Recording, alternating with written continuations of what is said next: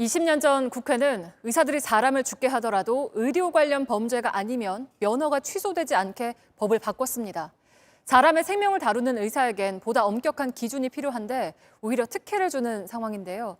실제로 지난 5년 동안 살인 범죄를 저질렀다가 출소해서 다시 병원으로 돌아간 의사가 10명입니다. 이대로라면 9년 전 출산을 앞둔 부인을 목 졸라 숨지게 한 의사도 병원으로 돌아갈 길이 열려 있습니다. 징역 20년을 받고 감옥에 있는데 이 의사의 면허는 현행 의료법상 취소를 할 수가 없습니다. 봉지욱 기자가 취재했습니다. 2011년 1월 29살 여성이 집안 욕조에서 숨진 채 발견됐습니다. 출산을 한 달 앞둔 만삭의 임신부였습니다. 용의자는 유명 대학병원 의사인 남편 백모 씨. 백 씨는 112 신고로 출동한 경찰에게 아내가 스스로 욕조에 넘어져 숨졌다고 말했습니다. 하지만 부인의 목에는 상처가, 몸 곳곳엔 멍 자국이 있었습니다.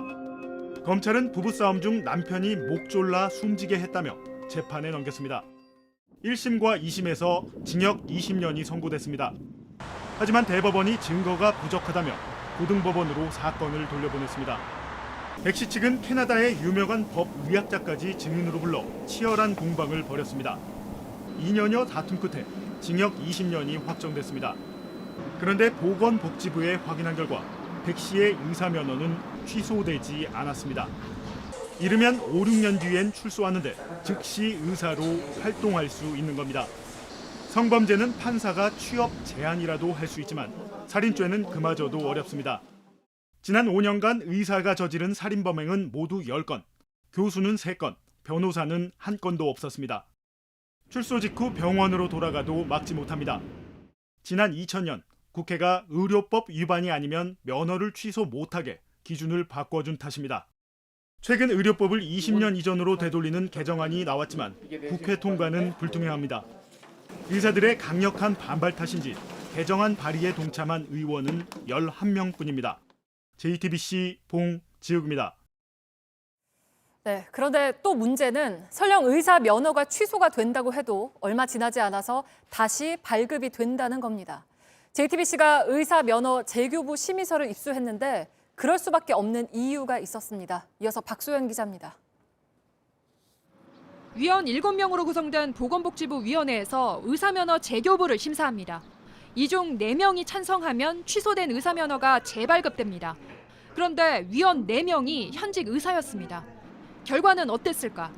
JTBC가 입수한 올해 5월 의사면허 재교부 심의서입니다. 심사 대상자 12명 모두에게 다시 의사면허를 내줘야 한다고 판단한 위원 3명이 있었습니다. 2명이 현직 의사였습니다. 올해 2월 심의 때는 8년 전 떠들썩했던 한 사건도 포함돼 있었습니다. 약물 과다 투여로 환자가 사망하자 한강공원 주차장에 시신을 유기한 의사 김모 씨 사건입니다. 최종적으로 김 씨의 면허는 나오지 않았지만 위원 가운데 1명이 의사면허 재발급에 찬성했습니다. 해당 위원은 현직 의사였습니다. 그거에 대해서는 제가 이것은 어떻게 보면 행정 비밀이기 때문에 말씀 못 드리는 거잖아요. 그런 부분을 잘 아시면서 물어보세요. 한 심의위원은 김 씨 사건에 대해 사망 피해자 유족들과 합의가 되지 않았고 윤리교육 등 보완도 이뤄지지 않았다며 강한 반대 의사를 나타내기도 했습니다.